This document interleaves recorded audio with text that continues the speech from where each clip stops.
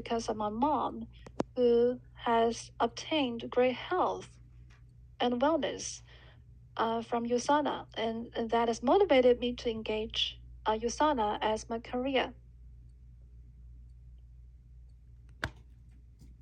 Okay, before I start my presentation, I want to talk about the disclaimer of my income. The income I'm going to present in this presentation. The income I will talk about may not all be coming from USANA products and sales. And any statements made about USANA might be misleading if you think it's all dependent on USANA. Actually, all success depends on hard work, and diligence, and leadership, as well as your personal effort. It depends on how you can use these tools, especially when we encounter challenges. How to manage these challenges is critical. Next.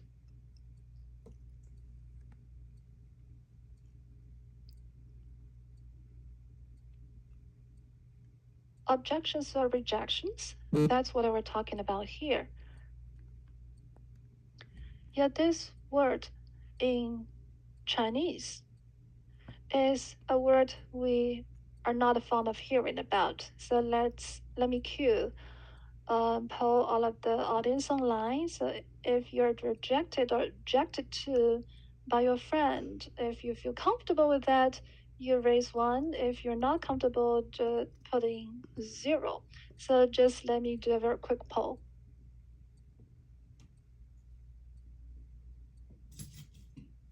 Personally, when I started USANA, after I started this business, whenever I hear any rejections, objections, I felt extremely uncomfortable. That's why I focused more on how to manage these problems. Eddie, could you move on to the next?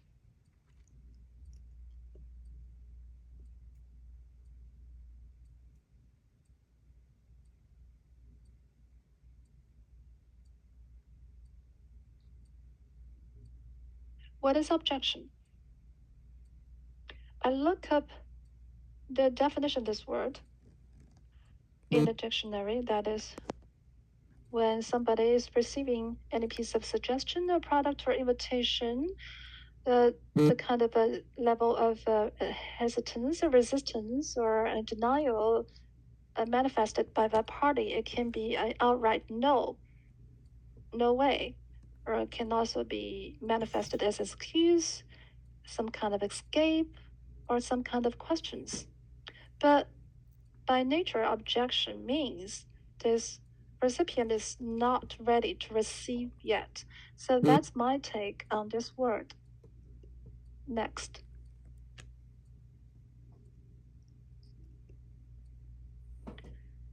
We now are clear on the definition of objection or rejection.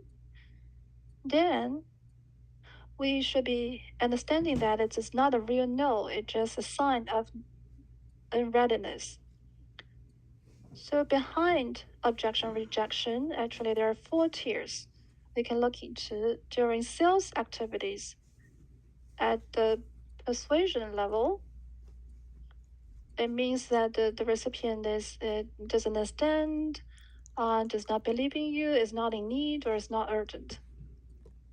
For example, in the market, I think, so how many people have you encountered who are not believing, not understanding, not needing, or not urgent? And this is what is behind one level of objection or rejection. The second tier is the psychological level. When one's being rejected, your reaction will be one of a protection, panic, or lack of identification. So this is psychologically speaking. The next tier of rejection is a relational rejection. This is touched on during the warm-up period. So how to cultivate a deep friendship with our partner, how to make them feel loved and cared for so that it can break the ice. Sometimes if we're pushing too fast, it might be upsetting.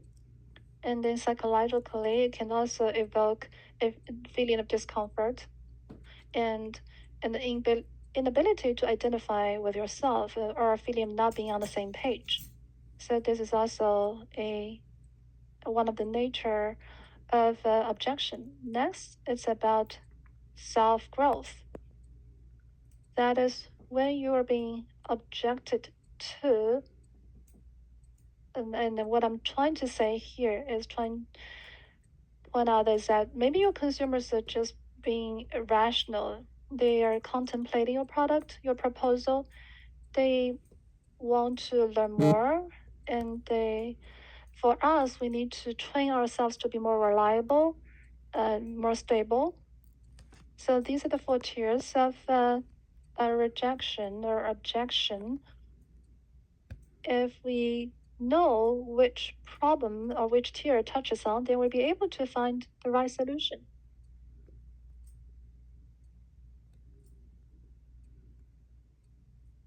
We now have covered the definition and the 4 tiers of the meaning of behind rejection or objection. So if we're truly objected to or rejected during real person encounters, how do we train ourselves to be calm? There are several skills we can utilize. One is that if the other party has raised different opinions or challenges, we should never ever refrain. We should never ever argue or argue with or confront with the other party. Otherwise, you're going to lose their good impression. I was always told by my mom that in family, between family members, it's about love. It's not about who is right or wrong. Even if you win the argument, you're not necessarily the winner of the love.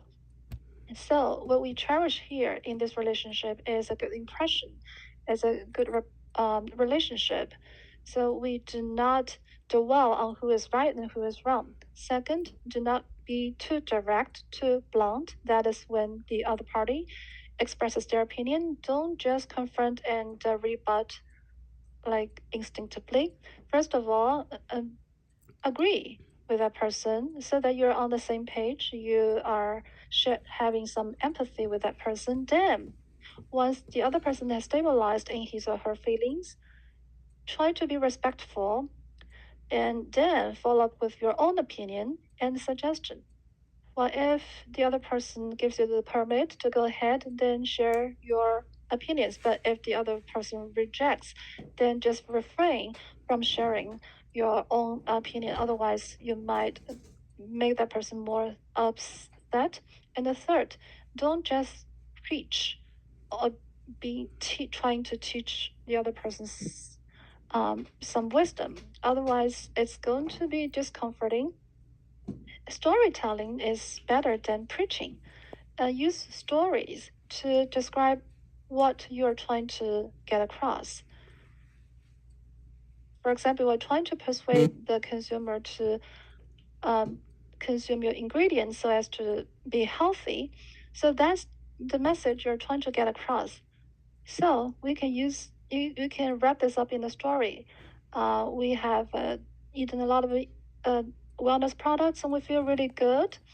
So put yourself into the story. Don't focus on other people. If you can focus your your own self in the story, then you will gain more empathy. You can also use analogy, use similes, so that other people can be more primed to accept your opinions. And next tip is only propose and make your suggestions at the right timing and try to be proactive, not just be reactive or passive. And just as our previous speaker, Angelina, has said, be proactive. And when you're building this relationship, you should try to be the active person so that you can put yourself into the other person's shoes. You will be more proactive in contemplating that person's needs and requests. And the last tip is the simplest and the free. To say the best part, that is smile, keep smiling, and praise the other party, praise other people, and keep up your positive attitude. Well, the compliments never hurt. You can always say to a lady, "You're so beautiful today." Or you can also splash a lot of compliments on gentlemen as well. So this is a very straightforward way of getting other people to like you.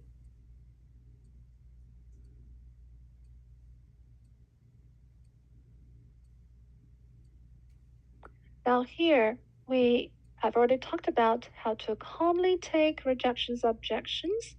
Now we are on to some of the main challenges or objections we encounter as USANA representative. When you are engaging with the potential consumers, talking about the great benefits of USANA products, and the reaction is, well, it sounds great, but it's a little bit expensive to me. So if you hear that, well, we can break that down in our analysis. Our first reaction we can have is you can persuade them with your own stories, your own experiences to gain their empathy and identification. You can say, yes, it is expensive. However, it's worth it because I found from my own experience, such as my mom, she used to be very ill. She used to be feeling very unwell. And after she has taken use on the products, her health and her subjective feeling has improved significantly. So just offer your personal story and experience and how you think about it. And another way is you can introduce about different products offered by USANA in addition to liver wellness supplements. You can also offer other products. And another approach is you can throw the question back to your potential customer. You can ask, well, do you buy anything? Well, yes. So do you prefer cheaper or expensive goods?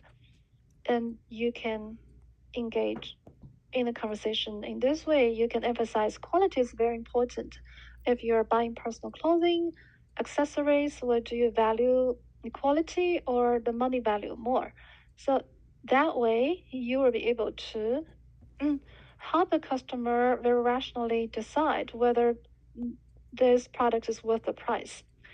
And still another tip is you can use some comparison cases. You can use other products from other companies just for comparative purpose and talk about their comparative benefits and also your personal take or experience.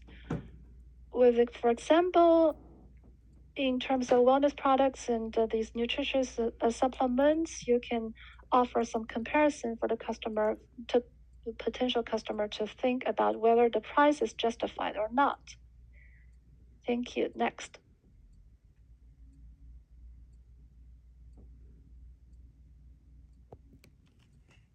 Well, another line of objection or question you're often asked is if USANA is so good, why isn't sold in stores? Why in direct selling only? And this, I bet you, this is a question you will be often asked. How to respond to this question? You can start with analysis of the traditional marketing strategy, wholesale advertising budget. You can talk about all of the costs you have to add up, and for direct marketing, actually it's a direct channel, and as a member, you will be getting a straight discount of 40% or even more. You can also rely on stories. You can use Nike's shoes as a story in case in their advertising budget, do analysis of how much they spend on advertising. And then we can also use some celebrities such as J.Jo, a pop singer in Asia, and you can talk about how much they charge for advertising. And that is your analysis. And the money you devote to advertising will be equivalent to the money we devote to our direct channel agents in USANA's case. And also you can ask them, well, Do you know about the cost of production for certain products at another company? So this is a way of responding by throwing the question back to the potential customer. And also, you can talk about the very specialized and professional features offered by USANA products. It's customized, it's very specialized. These are our USANA products. If you go to a supermarket, well, of course, you were given some options.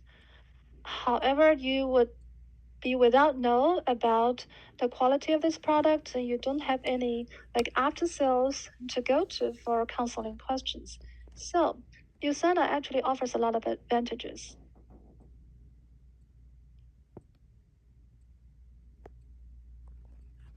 So our USANA product comes from the factory to our customers. There is no third party, so the high quality is guaranteed.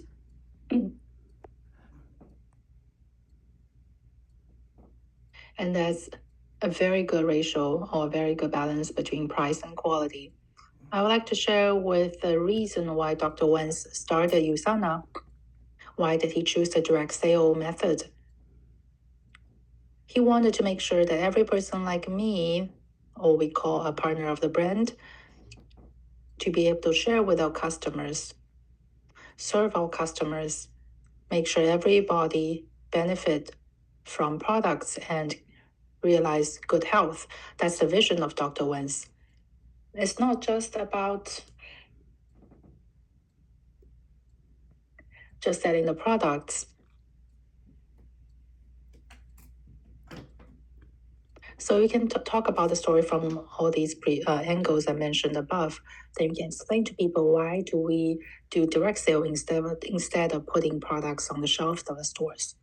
Next page, please. Objection 3 is that I exercise regularly and eat well, so I don't need supplements.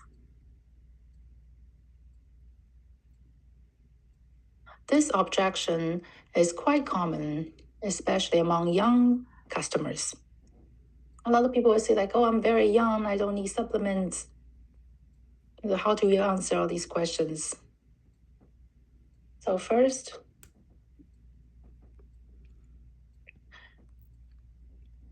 you can explain why we need supplements. Do you think today's food is the same as 20 to 30 years ago? Pesticides, fertilizers, farming methods, and so on.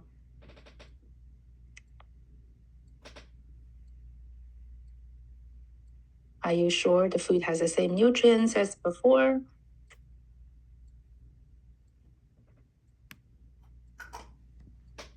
Share stories with them, such as the story of organic eggs, story about no egg and no soybean, no bread and soybean oil, grapeseed extract, and so on.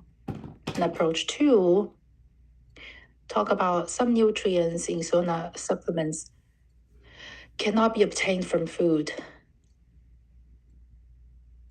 For example, the products related to liver health, some of the nutrients cannot be obtained from regular food.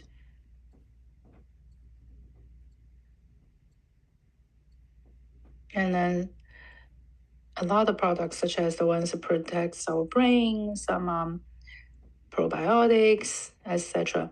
A lot of nutrients in these products cannot be obtained from everyday diet. But high quality supplements such as USANA can provide you with these important nutrients. And we talk about exercise. If you exercise more, you actually need more nutrients to supplement your body. If you regularly exercise, such as athletes, they actually need much more nutrients than regular people to keep their bodies healthy. So you can ask people, say, hey, do you exercise often? And exercise will cause damages or creates gaps in nutrients in your body. So you actually need a healthy diet and plus supplements. You can also talk about USANA athletes. Next, you can also talk about the 5 important elements about health. If you can meet 4 elements, then you could be able to live 80 to 90 years old. If you add high-quality supplements such as USANA, then you'll be able to reach 120. Do you know people's average lifespan right now? So questions like that will provide a different angle to convince people. Now, next page.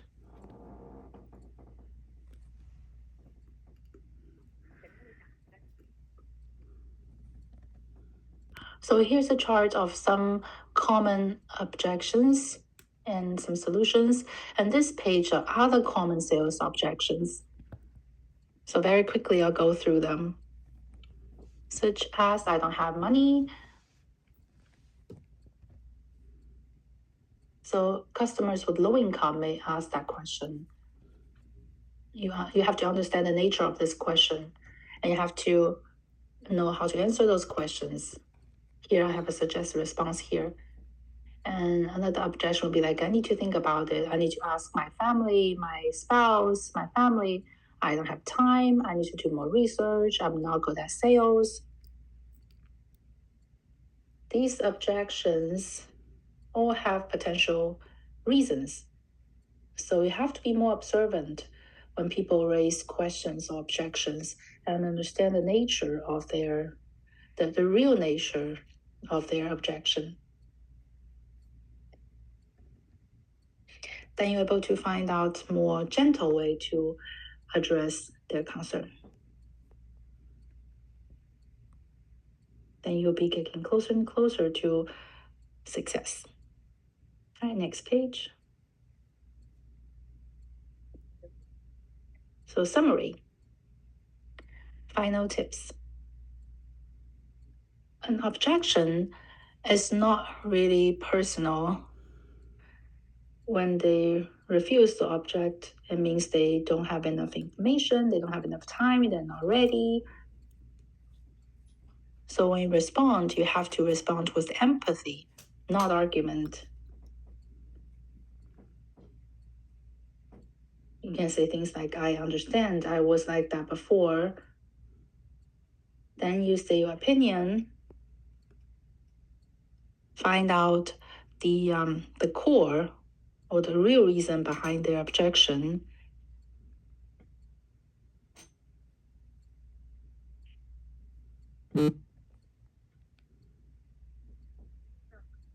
Another thing I want to mention is that you never argue, debate with your partner or your customers. Do not try to convince them right away. Listen first. Find a gentle way to open up the heart of your customer or your partner.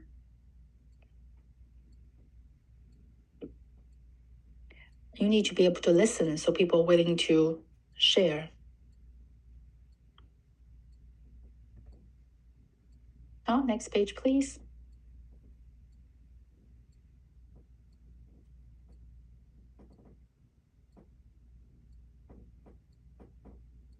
So we talk about common questions and objections and challenges. Understand the real question behind people's objection. What's the best way to address these concerns? Some scripts. So we say, every no brings you closer to a yes. That's one of my favorite quotes from Mark Cuban. Again, every no brings you closer to a yes. So enjoy objection, be observant, understand every no is a present, is opportunity for you. Finally, I wish you all great success in your career. Thank you for listening.